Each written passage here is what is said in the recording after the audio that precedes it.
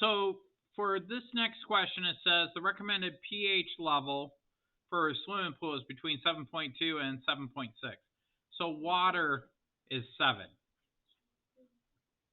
If you go to one side of the pH scale closer to 0, or the other side closer to 14, it'll either be acidic or basic. So it says, let P be the pH level of the swimming pool water. And then they say 7.2 is less than or equal to the pH level, which is P, is less than or equal to 7.6. And so then they write that as a compound inequality, and when you graph it, they're saying that the pH level for the water lives between 7.2 and 7.6. Now for part B, they're going to ask us to do something similar. So for part B, it says the recommended chlorine level, whoops, I kind of, dang it, I kind of moved this out of the way. It says the recommended chlorine level is between 1 and 3 parts per million inclusive. So same thing, but we're talking about how much chlorine is in there.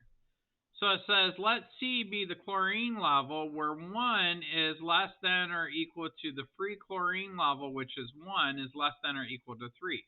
Think of this as a lower boundary. 1 is the lower boundary, and 3 is the upper boundary. And so how do I write that? Well, I would say 1.0. I drew that on an angle because my tablet is crooked. But if I say 1.0 is less than or equal to, how does that look? Like this. The free chlorine level, which is C, is less than, and then the or equal to 3, or I could say 1 is less than or equal to C is less than or equal to 3. So now how do I graph the solution set? What do I do? You, help me. What do I graph? What do I do? How do I graph the solution set? What's the solution? You should be writing this down. Oh, wait, you were talking. Okay. Well, look up at the board. I'm going to help you. Look up. We're told that the chlorine level can be between 1 and 3. So what do I put at the 1? An open or closed circle? Open. Closed. Why is it closed?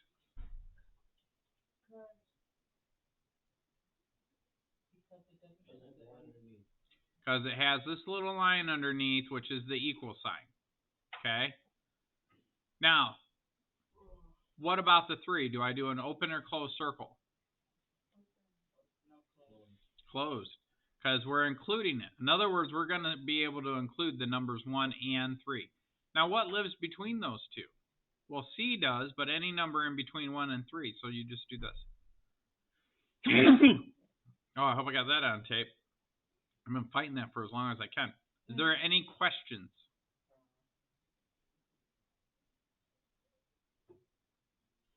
All right, let's do the reflection real quick and see if that helps. It says, what does the phrase between 7.2 and 7.6 inclusive mean? Well, it means that X is between 7.2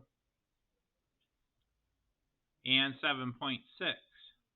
The inclusive means you can include 7.2 and 7.6 in your solution set. That means you put this little equal sign.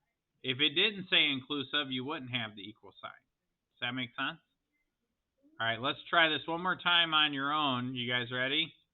It says, write a compound inequality to represent the indicated quality control level of the following situation. So it says the recommended alkalinity level for a swimming pool is between 80 and 120 parts per million. So does it say inclusive?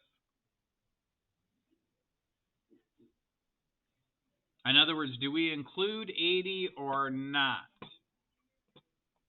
What do you guys think? Yeah, you think we do? All right, so if we include it, how would I graph that? Huh?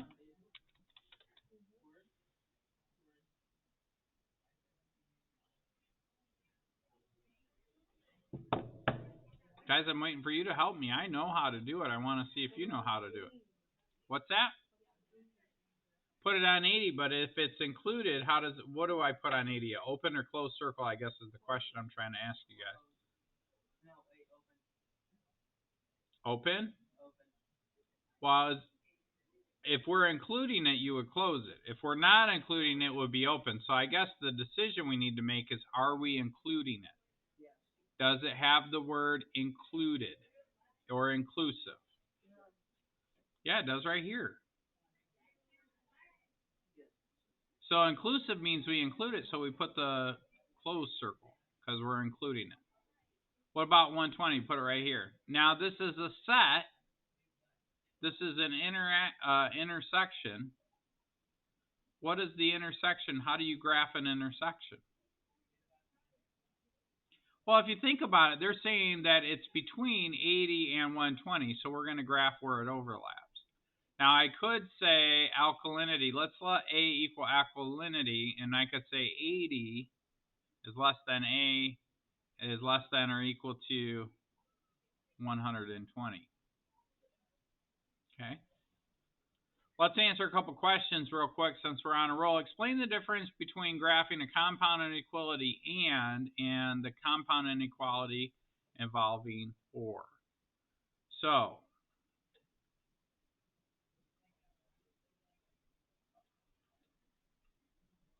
let's do that. So, if I have, oops, wrong one. If I have a number line, I'm going to draw two number lines. There's one. Yeah, you have to draw the number lines. Why do you think I'm drawing them? All right, so now I have a number line that goes like this and goes like this, and I have one that goes like this and one like this. This one's going to be and. This one's going to be or. What have you noticed about all of our questions that have the word and? Well, remember, this is an intersection, so it has to overlap, right? It has to overlap. So and represents an intersection, and they have to overlap. So those will look like this. You'll have two terms, and we'll call these terms A and B. So you would say A is less than or equal to X is less than or equal to B. Now over here, if I have A and I have B, I can have an open circle. The or goes this way. They don't overlap. Okay? And they just don't overlap. Now in this particular case, I would say X is less than A or X is greater than B. And we write them separately. Okay? Let's do one more. It says, how can you tell whether a compound inequality includes and or by looking at its graph? Well, how do you write down the image that I just drew? Like, how do you put that into words?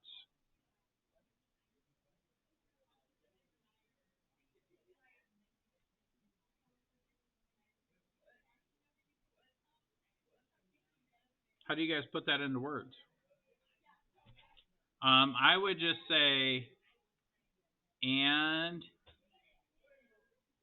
connects. That's another word, which means that they intersect.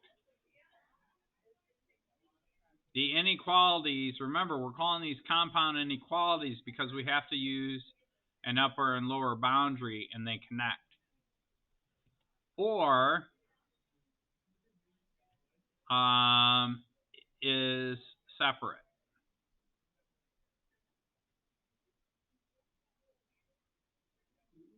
I think that's how you spell separate. Is it an A or is it an E? SEPAR. Yes, college degree for a win. So they're separate, and that is a union.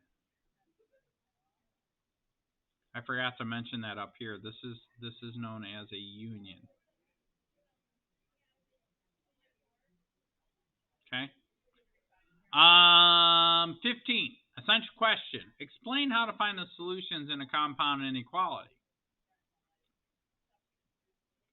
You could solve for x. So if I have a is less than or equal to x is less than or equal to b, then really what I have is x is less than or equal to a and x is greater than or equal to b. Or I can have x is less than or equal to a or x is greater than or equal to b. So wherever they start, you're going to have two separate ones. It's just for the intersection, the word and, you could kind of do them all together just by the very structure of it. This one, technically, you could do it, the inequalities are backwards. I don't know. The unions tend to be in textbooks and on standardized tests, they tend to be separated. Okay. Any questions on that so far?